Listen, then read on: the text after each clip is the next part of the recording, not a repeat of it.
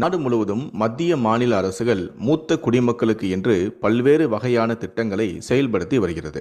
வங்கிகள், தபால் நிலையங்கள், ரேஷன் கடைகள், ரயில் பயணம், பேருந்து பயணம் உள்ளிட்ட பல இடங்களில் சிறப்பான சலுகைகளும் அறிவிக்கப்பட்டு வருகிறது. மேலும் ஓய்வூதியம் சார்ந்த திட்டங்களும் சலுகைகளும் வழங்கப்பட்டு வருகிறது. இந்த நிலையில்தான் 60 வயதிற்கு மேற்பட்ட மூத்த குடிமக்களுக்கு 2 மகிழ்ச்சியான அறிவிப்பை தமிழக அரசு வெளியிட்டுள்ளது. முதல் அறிவிப்பு: தமிழ்நாட்டில் 65 வயதிற்கு மேற்பட்ட முதியோர்கள், மாற்றுத்திறனாளிகள் மற்றும் தனியாக வசிக்கும் முதியோர்களுக்கு முதலமைச்சரின் தாயுமானவ திட்டத்தின் கீழ் ரேஷன் பொருட்கள் வீடு தேடி வழங்கப்படும் திட்டம் தொடர்ந்து செயல்படுத்தப்படும் என அமைச்சரான வெங்கட்ரமணன் தெரிவித்துள்ளார். கடந்த ஆட்சியில் தாய்மானவர் திட்டம் மூலம் முதியவர்கள் மற்றும் மாற்றுத்திறனாளிகளுக்கு ரேஷன் பொருட்கள் நேரடியாகவே வீடுகளுக்கே சென்று வழங்கப்பட்டு வந்தது என்றும், இந்த திட்டம் நிறுத்தப்பட்டுள்ளதாக தகவல்கள் பரவிய நிலையில் அதற்கு அமைச்சர் விளக்கம் அளித்தும் உள்ளார்.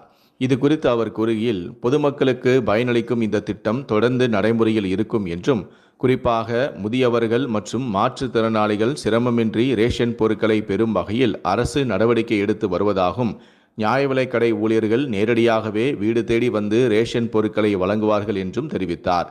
மேலும் திட்டத்தை தொடர்ந்து செயல்படுத்த தேவையான நிதி கட்டமைப்பும் ஏற்படுத்தப்படும் எனவும் அமைச்சரான வெங்கட்ரமணன் உறுதியளித்தார்.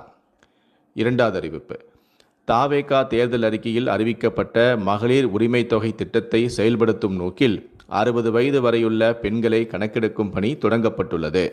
தேர்தல் அறிக்கையின்படி 60 வயது வரை உள்ள மகளிருக்கு மாதம் 2500 ரூபாயும் மற்றும் 60 வயதிற்கு மேற்பட்டவருக்கு மாதம் 3000 ரூபாயும் வழங்கப்படும் என தெரிவிக்கப்பட்டிருந்தது. இந்த திட்டம் பெண்களின் பொருளாதார நிலையை மேம்படுத்தவும் குடும்ப செலவுகளுக்கு ஆதரவாக அமையும் என்றும் தாவேகா தரப்பிலும் கூறப்பட்டது.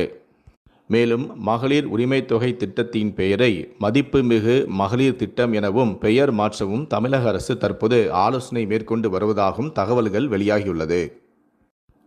முதியோர் உதவித்தொகை பெறுவதற்கு தேவையான முழுமையான ஆவணங்கள்: நம்பர் 1, ஆதார் அட்டை, சான்றளிக்கப்பட்ட நகல். 2வது, வாக்காளர் அட்டை அல்லது பிறப்புச் சான்றிதழ்.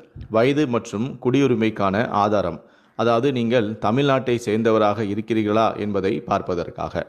3வது, குடும்ப அட்டை, ரேஷன் கார்டுடைய நகல்.